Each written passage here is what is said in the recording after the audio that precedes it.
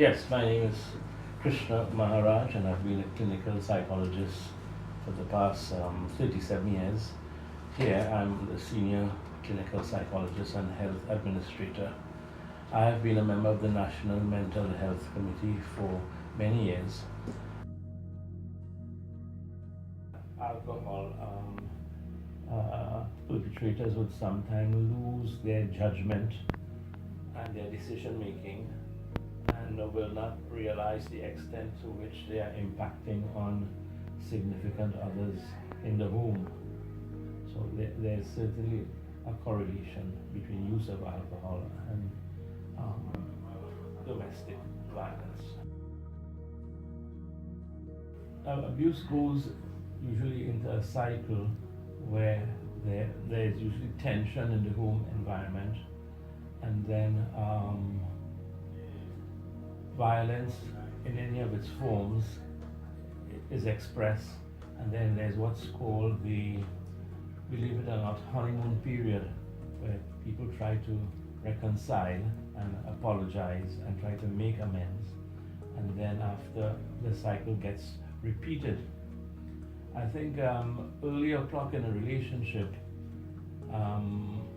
members can be aware and alert to how the dynamics of the relationship is unfolding, and you may recognize that the perpetrator or the would-be perpetrator would begin to make demands and try to have his or her own way on others, and if they don't get their way, usually it could result in some form of aggression and threatening type behavior.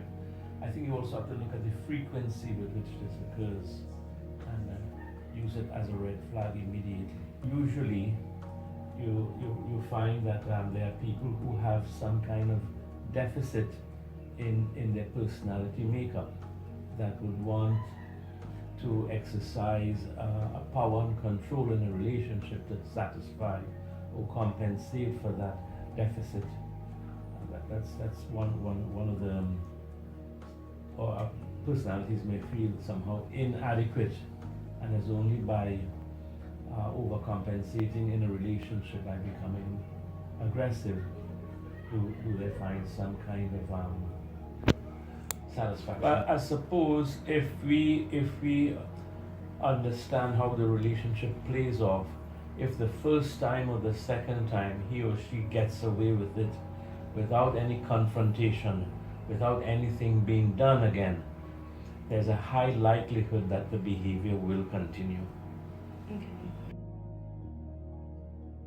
You can tell in terms of how they relate when you observe their interaction that the would-be perpetrator would be more demanding and dominant, and the would-be victim is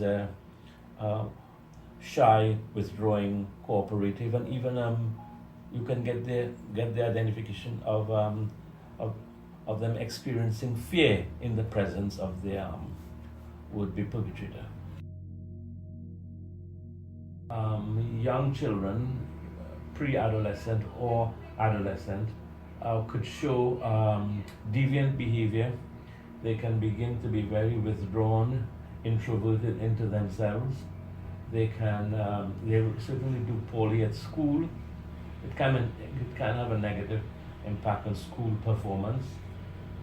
They can begin to lose self-esteem, especially when the fights seem to be centered around the children. And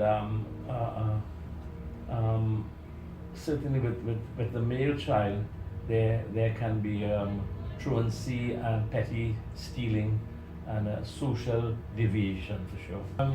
It is not surprising to find that children's grades begin to fall.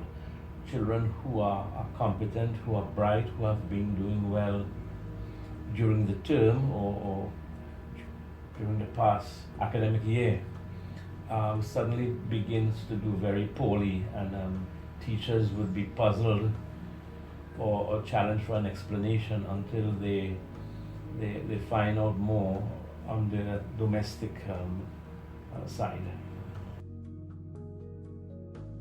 Usually they may be able to access our mental health services, where they can either join a group therapy setting, as well as receive individual counseling and planning for how to achieve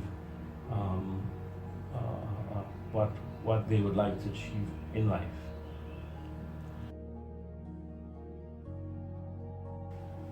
That is certainly so. They grow up and internalize, and then act out in their adult stage exactly the kinds of behaviors they observe as children. Parents have yes, certainly an awesome responsibility in that they can communicate high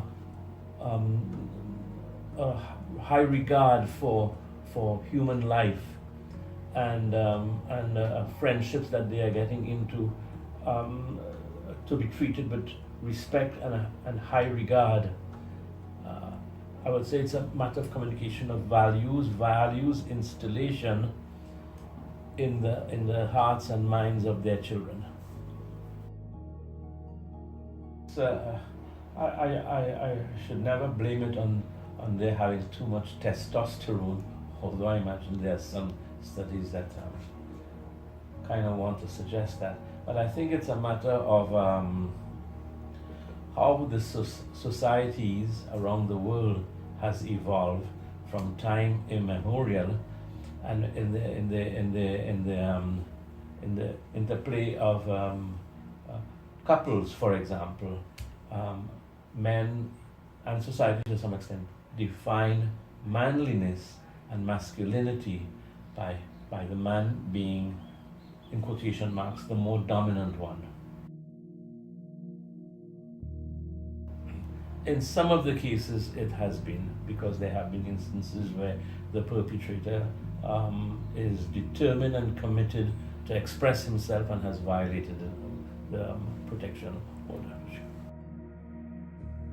I suppose they can support the idea of seeking help and accessing at the level of a mental health therapist, and I think that's also considering that family and friends and other members express to the victim that they are there for them. I think that's a big help. For a victim to know that they are not alone, that there are other people willing and waiting to lend assistance, is a big plus for them. Obviously, they can be hauled before the court and be fined or imprisoned, or I'm hoping be directed to experience family mediation or victim offender mediation. I would suggest that the perpetrator consider that the style of relating to someone that they say they care about, or that they derive some type of benefit from in terms of friendship and affiliation, that it would appear that they're very selfish, very lacking in insight in terms of how they are affecting others, and that they should seek some help before something happens like a fatal outcome. As early as you can, help is available in terms of mental health services, and they should not hesitate to share their distress and their situation with the authorities. When the night has come and the land is dark and the moon is the only light we see, no, I won't be afraid, no, I won't just as long as you stand by me.